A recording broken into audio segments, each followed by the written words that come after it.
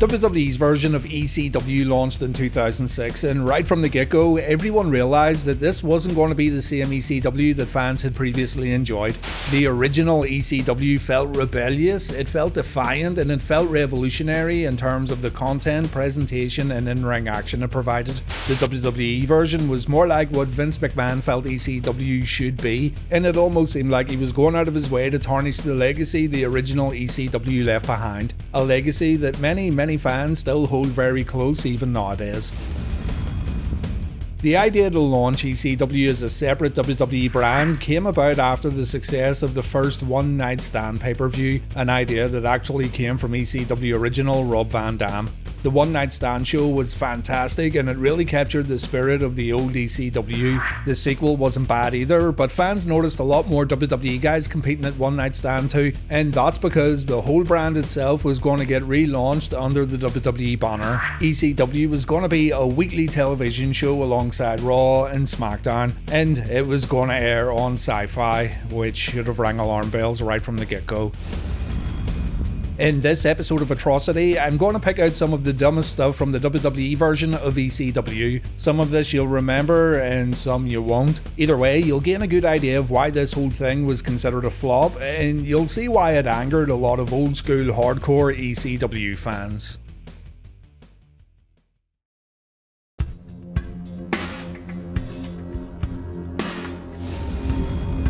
This is one you all know about. The very first official episode of WWE ECW, not including the One Night Stand shows and the WWF vs ECW head-to-head special, aired on the 13th of June 2006, and the landmark episode opened up with Rob Van Dam getting presented the ECW Championship by Paul Heyman. We'll come back to RVD a bit later on.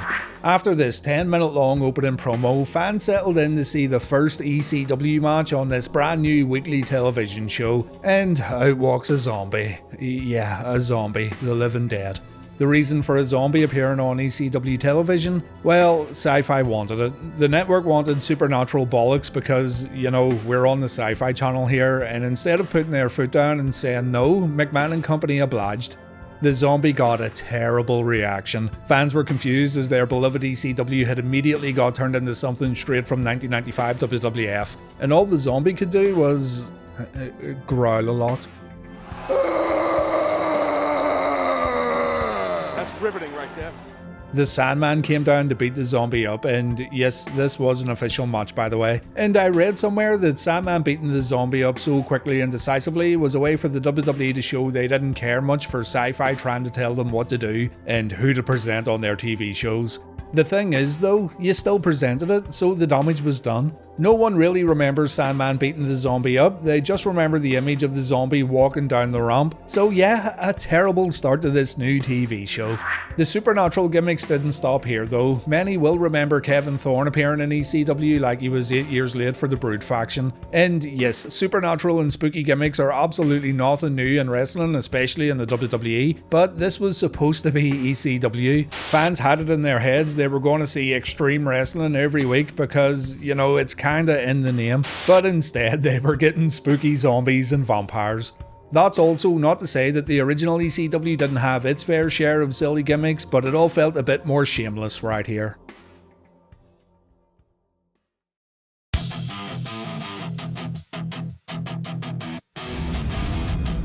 In 1999, Tony DeVito worked in ECW as part of the Baldies faction. When ECW closed up, he had a run in Ring of Honor before going into semi-retirement in 2005. And then, when WWE launched ECW as its own brand, Tony had a chance to come back and maybe do something under this new brand. But his time in WWE ECW was, well, it was terrible. Actually, it was laughable.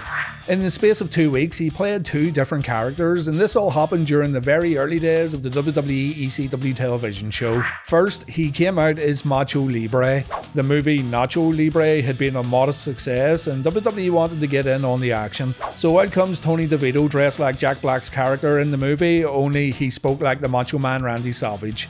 Now, is this terribly out of place on a WWE show? I'd say no, it isn't. But then again, you remember that this is supposed to be ECW, and you also need to keep in mind that this is just 1 week after the zombies showed up on the weekly premiere. You can just imagine how old ECW fans were reacting to all this. Their pride and joy had now become a typical WWE circus. The silence is deafening during the promo, the crowd has been absolutely killed off, and just like last week, we've got the Sandman again coming out to give this guy a beating. You'd maybe think that Sandman was done beating these silly gimmicks up, right? Wrong. Because Tony DeVito came back as a preacher who sat in the audience and he waited for the right time to talk about how evil ECW is, what with all its violence and raunchy content. Only problem here is that the violence and raunchy content displayed in WWE ECW so far was like child's play in comparison to the original. The preacher says this is his very first ECW show, which was a lie. He then says he's not actually a man of the cloth and he only wears a white collar to express his opinion. I mean, was this plan X, Y, or Z? Because this dude must have had a real tough time getting people to hear out his very valid opinions. And you've got Taz and Joey Styles playing along with all this, which just makes it worse. Like, it would have been more believable if the commentators laughed at him as security dragged the guy out of the arena, but no. Enter Sandman once again. Looks like this is going to be a weekly occurrence. And do keep in mind, it takes Sandman around 5 minutes to make his entrance, so the preacher had ample time to run away and save himself from a beating. Tony DeVito was never seen on ECW television again. That's what you call a lucky escape.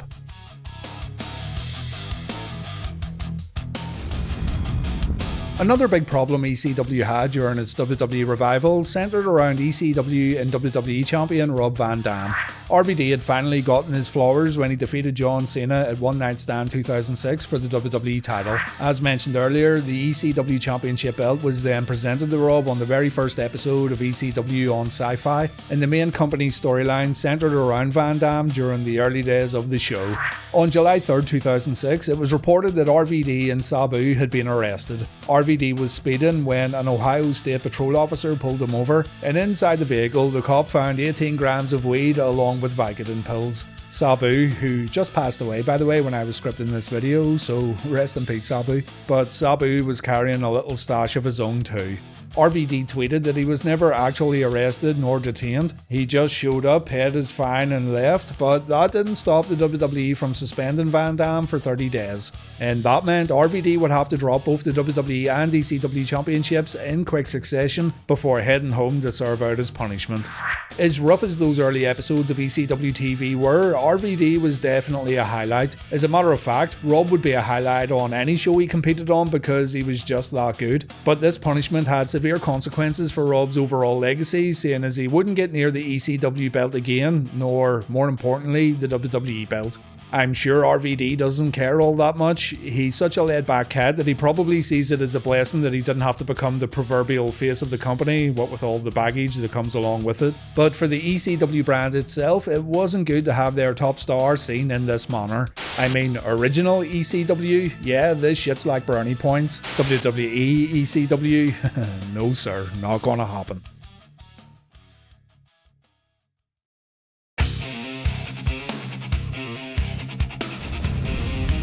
What's a Monster Mash Battle Royal? Well, remember, ECW was on Sci-Fi, and the WWE had to try and tie in some science fiction stuff into their wrestling shows because they had to keep channel regulars happy. Isn't that dumb when you think about it? I mean, say you're watching the Comedy Channel, and for whatever reason they advertise a serious documentary about, I don't know, the Titanic. Are you going to hang around and watch this documentary in hopes of getting some laughs, or are you going to switch the channel and find your comedy elsewhere? Why would folks who religiously tune into Sci-Fi hang around during a wrestling show in hopes of seeing spooky stuff or things of a science-y, fiction-y nature? Is there actually anyone out there who leaves on one entertainment channel during the whole day without switching over? I can understand sports channels or news channels, but entertainment channels? Anyway, ECW hyped up the Monster Mash Battle Royal with some spooky vignettes. This Battle Royal featured a grand total of 4 competitors, and it included monsters Kane, Big Daddy V, Mark Henry, and the Great Khali. You can just imagine what this Battle Royal was like, and you'd be absolutely right. Slow paced, boring as hell, a bit botchy here and there, and do keep in mind this was booked as a main event match. There's someone out there who thinks this match is great, there's always one of you, and I applaud you for your unique tastes in pro wrestling, but I'd seriously rather watch the commercials than sit through this one again. What makes it worse is the fact that this one was hyped up for quite a few weeks, and again, what you really need to keep in mind throughout this entire video is that we're comparing this stuff to the original ECW. We've already gotten so far away from what ECW was that it's simply ECW in name and nothing else. Thank God this didn't become an annual Halloween tradition, quite possibly the worst battle royal that's ever taken place on WWE television, and if it's not, it's definitely in the top 3.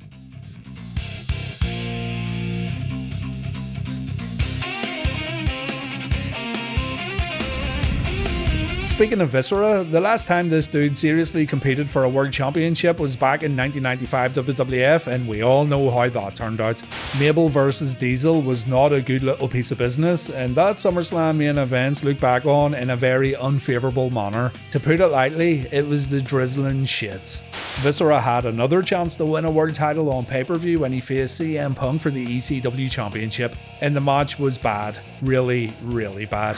Let's rewind back a little though, because these two actually faced each other before their pay-per-view clash at No Mercy 2007. Punk and Big Daddy V had a singles match on the 14th of August 2007 episode of ECW on Sci-Fi, and that match was brutal too. Punk was so popular during these early days of his run, and you'd like to think that WWE would want to showcase him in the best way possible, just so he could gain a good footing before moving on to bigger and better things. But no, it felt like WWE were trying to sabotage Punk at times, and matches like this won't help in changing your mind.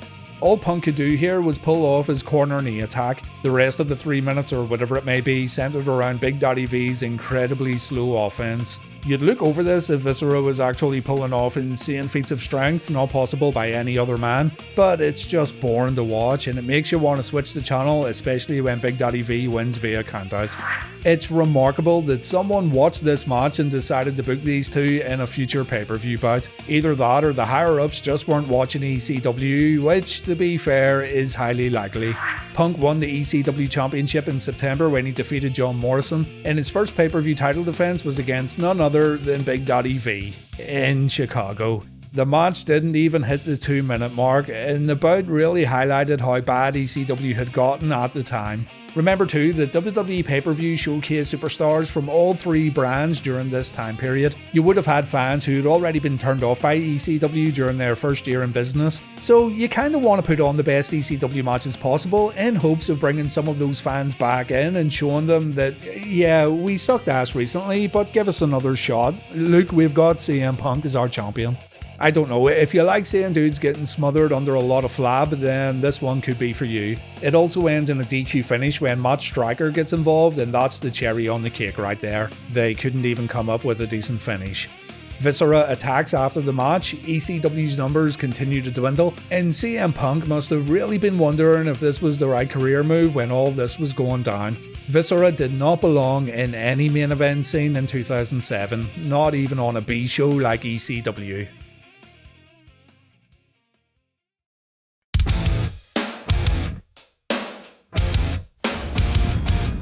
In episode 1 of WWE Atrocity, I made it clear I wouldn't be covering stuff I've already talked about because 1, it's bad for you guys watching the series, and 2, it's bad for me having to talk about the same things over and over again.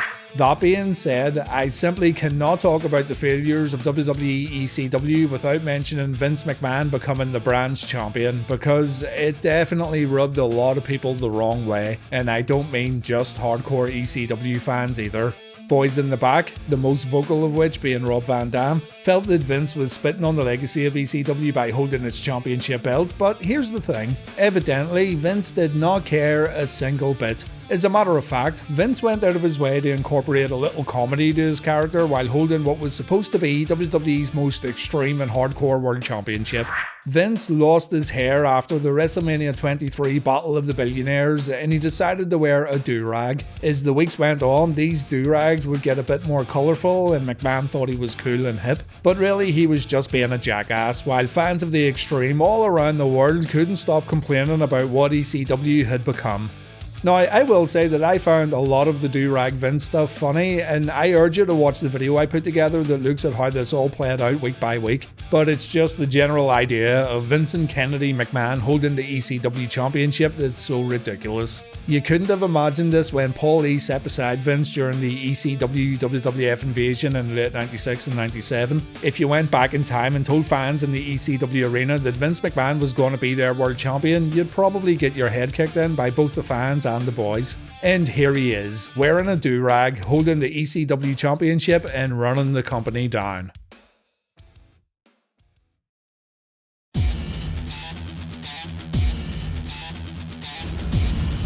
It's only a match, right? How bad can it be? It's Batista and the Big Show, not the zombie or a giant botch machine known as Big Daddy V. This one took place while fans were still coming to terms that this wasn't the ECW of old, and this new ECW sucked. When RVD got suspended, some absolute genius thought an extremely tired Big Show would make for a suitable replacement as ECW Champion. The brand was going to run with a heel title owner, and then down the road someone could rise up, take the big man down, and in typical pro wrestling fashion, we'd all celebrate and say, "Oh yeah, remember when the Big Show was ECW Champion? Yeah, glad that's over." There's a few problems here though. One, it's the Big Show. I'm sorry, but I've never found him to be an effective champion except for his time in WCW. Two, we have to build up to the inevitable clash between the Big Show and whoever's taking that belt away from him. So Show's going to remain champion for quite some time, you'd imagine. And three, ECW were going to return to the Hammerstein Ballroom in the middle of Show's title run. This had the potential to be a complete and utter disaster. Fans at the Hammerstein were big ECW fans from back in the day, and they were utterly ruthless when it came to WWE guys that they felt weren't good enough. There were exceptions to the rule though. Kurt Angle, for example, was given a hero's welcome when he competed at One Night Stand 2006, and Edge was given a pretty good reaction too after he went hardcore in his tag team match and when he interfered in RVD vs Cena. But again, these are exceptions. A heel Big Show was never going to get welcomed by ECW fans at the Hammerstein Ballroom, but it's okay, right? I mean, he is a heel after all, he's supposed to get booed. So all we need to do here is put him in a match with an ECW original or maybe one of the young up-and-comers just to test the waters a bit. I mean, CM Punk made his ECW debut on this very same night and the fans loved him. So we do have options here, ladies and gents. Why, oh why then, did someone look at the whole WWE roster and pick out Dave Batista as Big Show's opponent on this evening is beyond me. This was just asking for trouble, and what we ended up getting was one of the worst received wrestling matches that ever took place in this venue. There's a wide difference between putting Big Show vs Batista on a typical WWE show and putting Big Show vs Batista on at an ECW show in the Hammerstein Ballroom. This was also the brand's first show at the venue since One Night Stand 2006, and everyone knew how ravenous this crowd could be, so no one should have been surprised when both competitors got booed out of the building. No one should have been surprised when everyone chanted RVD, and no one should have been surprised that both Big Show and Batista looked visibly angry and upset with how all this was going down. Show grabbed the mic and he told fans he was the champion, not RVD, and the fans should kiss his ass. The fans responded in kind by chanting "fuck this match." They also chanted things like "we should riot," "same old shit," and they even chanted "change the channel." Joey Styles and Taz tried to convince viewers at home that all was well and this matchup was pretty awesome, but there was no hiding the poor reception. It also ended in disqualification thanks to Big Show hitting Batista with his championship belt. You can imagine how fans felt about a DQ finish in an ECW main event. But there was light at the end of the tunnel when Sabu showed up to attack Big Show. The WWE would not return to the Hammerstein Ballroom after this main event, by the way. Take from that what you will.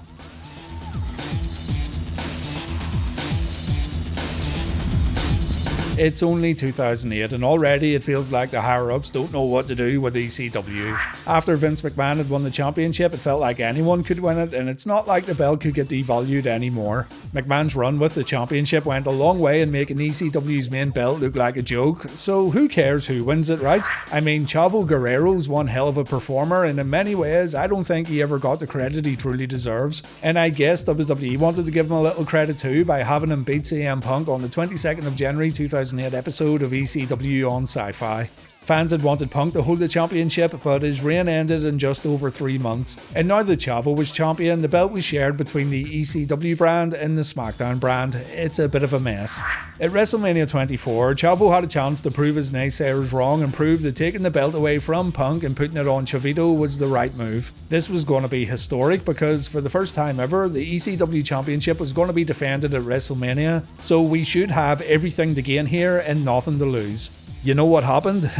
Kane won a battle royal which earned him the right to face Chavo, and Kane defeated Guerrero in 11 seconds. All it took was for Kane to appear behind Chavo and put him down with a chokeslam. The match kinda showed us what WWE thought of both the ECW Championship and Chavo Guerrero, but as mentioned, I think the damage was already done at this point.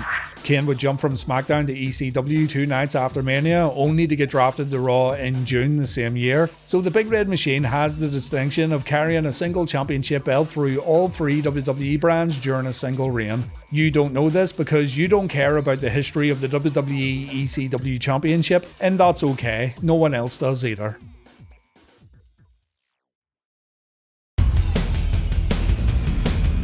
I intentionally left out December to Dismember right here because I'm going to cover that in the future, either as an episode of Atrocity or as its very own separate pay-per-view review. There's just way too much to talk about there in regards to the event build-up, what was going on behind the scenes, and the fallout from the pay-per-view. Look out for that video in the future though. I do want to point out too that there were some decent enough moments in WWE ECW, and I do feel that we kind of pushed these moments away in order to highlight the bad stuff. I mean, that's exactly what I'm doing in this video. But along with December to Dismember, I also want to put together something in the future that points out the better rivalries, matches and promos from WWE ECW. Granted, it won't be a terribly long video, and some of the stuff I enjoyed you probably hated, but I do want to create some balance in the future because there actually is stuff that was pretty good. You just don't hear about it all that often. That's going to do it for this one though. ECW mediocrity is a WWE atrocity, and I'll see you all next time. Please take care.